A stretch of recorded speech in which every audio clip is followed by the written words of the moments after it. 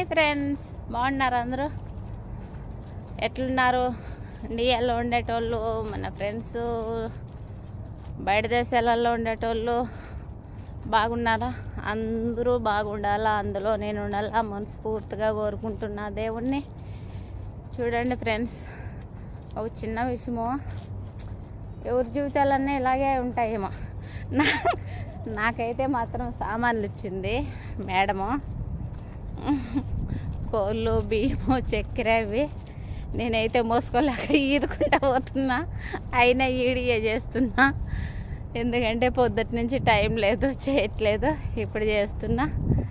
ఇప్పుడు చూడండి, మనం బతుకుతా అంటే చూడలేని వాళ్ళు, మనం బాగుపడతా అంటే వారసలేని వాళ్ళు బతికినా, వాళ్ళు బాగుపడినా వాళ్ళ మనసులో మనశ్శాంతి అనేది ఉండదు. మనము 3 రోజులకు ఒక పూట తిన్నా, పల్లా పొగులు కష్టపడినా, అప్పటికి తెచ్చుకొని గిన్నెలో పెట్టుకొని తిన్నా మన మనశ్శాంతే వేరు. వాళ్ళు కోట్లు ఉన్నా, లక్షలు ఉన్నా, వాళ్ళు బిర్యానీ చేసుకొని తిన్నా ఆ మనశ్శాంతి వేరు కదా. అవునా కాదా చెప్పండి ఫ్రెండ్స్?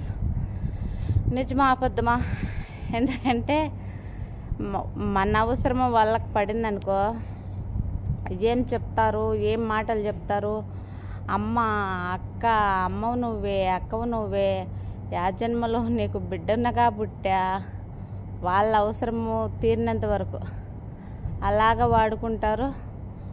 అవసరం తీరిపోతే మాత్రము కూరలో కరేపాకును కదా తీసి పక్కన పెట్టినట్టు పెడతారు కదా ఫ్రెండ్స్.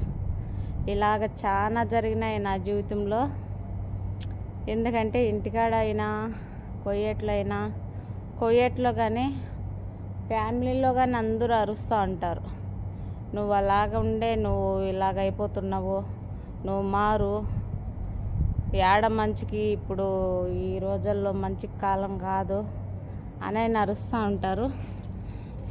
ఫ్యామిలీలో కానీ అందరూ అరుస్తూ ఉంటారు.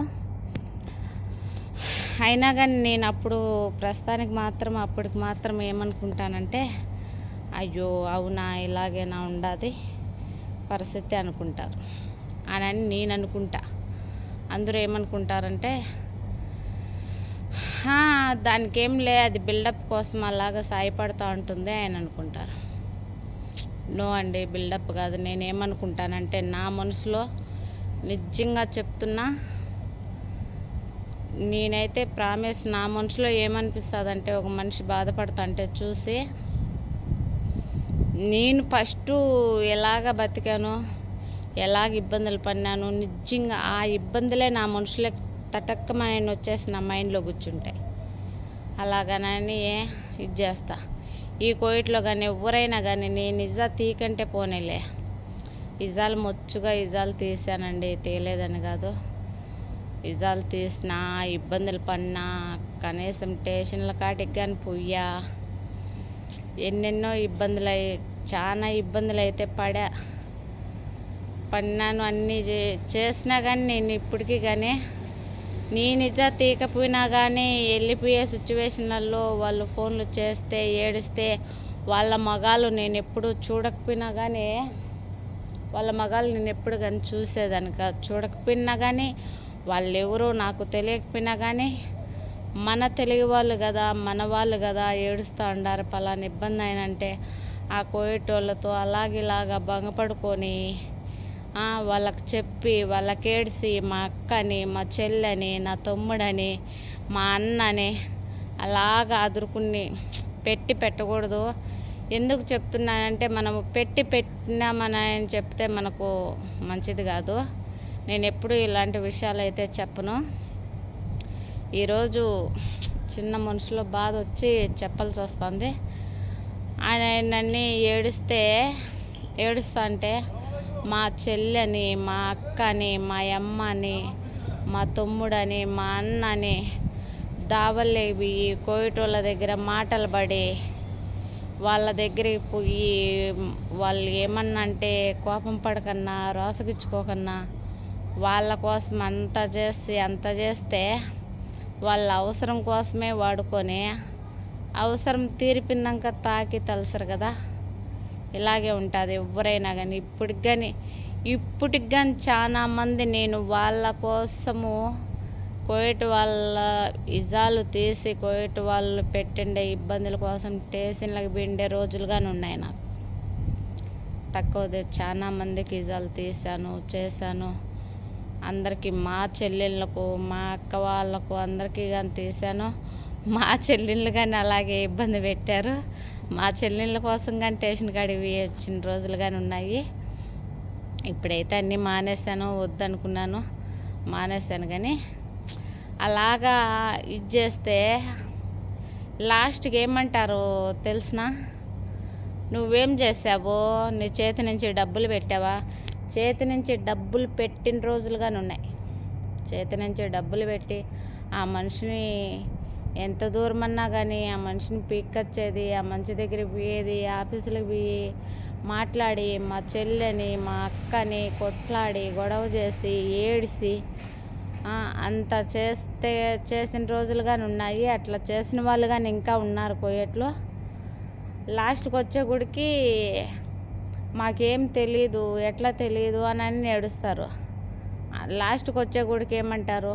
అయ్యో నువ్వేం చేస్తావో, నువ్వేమన్నా మాకు డబ్బులు పెట్టి చేసినావా అని లాజిక్లు మాట్లాడతారు ఫ్రెండ్స్. ఇది ఎంతవరకు కరెక్ట్ చెప్పండి? ఆ మాట అన్నప్పుడు మనసు ఎంత బాధపడుతుంది.